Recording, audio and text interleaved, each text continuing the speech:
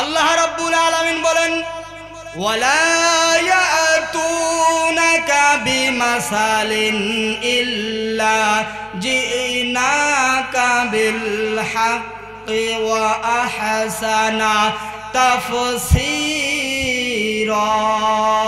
জোরে বলেন আল্লাহু আকবার। এটা আপনি পাবেন সূরা ফুরকানের 33 নম্বর আয়াতে।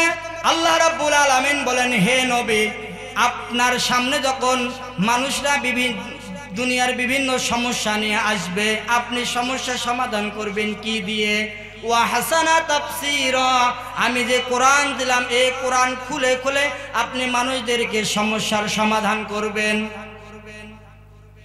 এখানে তাফসীর না দিয়ে দিয়েছেন তাফসীর, তার মানে যেই জামানায় যেইটা চলে, যেই জামানায় যেইটা চলে, যেইটা দিয়ে ব্যাখ্যা করলে, উদাহরণ দিলে মানুষ বুঝবে, আপনি সেইটা দিয়ে সেই জামানায় তাফসীর করবেন, ব্যাখ্যা করবেন, বিশ্লেষণ করবেন।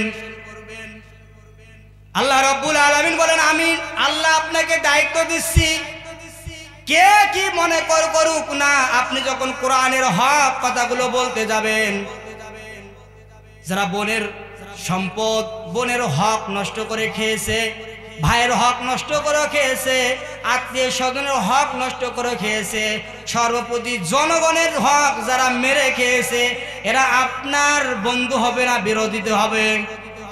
আরো জোরে বলেন, এরা আপনার বিরোধিতা করবে।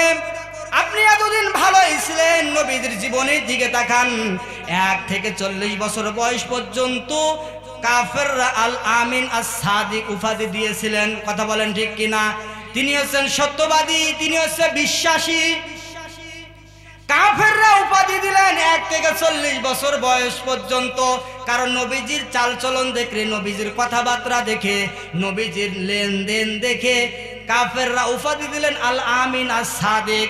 কিন্তু সেই নবী যখন হীরা পর্বতে কোরআন নাজিল হলেন, কোরআন নাজিল হওয়ার পর এরপরে পাহাড়ের উপরে বললেন যে আজ থেকে কোনো মানুষের তন্ত্র মন্ত্র নিয়ে দেশ চলবে না, সমাজ চলবে না, রাষ্ট্র চলবে না। আজ থেকে দেশ চলবে, রাষ্ট্র চলবে, সমাজ চলবে কোরআনের আইন দিয়ে। তখন এই বড় বড় কাফেররা রডের বদলে যারা বাঁশ দেয়, যারা জনগণের সম্পদ আত্মসাৎ করে খায়, এই সমস্ত বড় বড় কাফেররা নবীজিকে মারার জন্য চড়াও হলেন। এমনকি একবার দুইবার না, কোরআনে ইনডাইরেক্টের কথা তো বাদ দিলাম, ডাইরেক্ট নবীজিকে হত্যা করার চক্রান্ত করেছেন কাফেররা 82 বার। কয়বার? আরো জোরে বলেন। নবীজি কাজ করতে গেছেন কোরআনের কাজ, কোরআনের কাজ করার কারণে নবী করিম সাল্লাল্লাহু আলাইহি ওয়াসাল্লামকে পাথরের আঘাত খেতে হয়েছে। কাফেররা তাকে বিভিন্ন প্রকার জাদুঘর বলে, মিথ্যাবাদী বলে উপাধি দিয়েছিলেন। আজও আপনি যদি নবীওয়ালা কাজ করেন, নবীর সুন্নাত আদর্শকে নিয়ে যদি আপনি কাজ করতে শুরু করেন, ইতিপূর্বে আপনার যশ নাম থাকতে পারে, আপনার খ্যাতি থাকবে। যখন কোরআনের হক কথাগুলো আপনি সমাজে বলবেন, তখন আপনার মানুষেরা বিরোধিতা করবে, এমনকি আপনার নিজের আত্মীয়রাও আপনার সঙ্গে দুশ্মনী করবে। কথা বলেন ঠিক কিনা?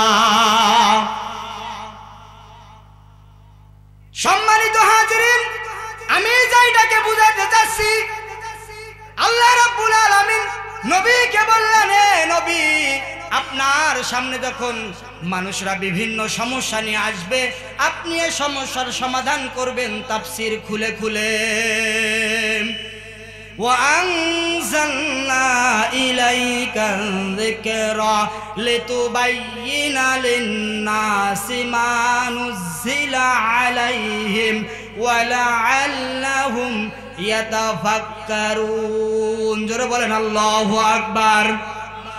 এটা আপনি পাবেন সূরা নাহাল এর 44 নম্বর আয়াতের শেষের দিকে আপনি এই ব্যাখ্যাটি পাবেন। আল্লাহ রাব্বুল আলামিন বলতেছেন, হে নবী, আপনাকে আমি কোরআনটা কেন দিলাম আপনি জানেন? মানুষ আসলে তাবিজ গলায় দিয়ে গলাতে ঝুলাই রাখবেন নাকি?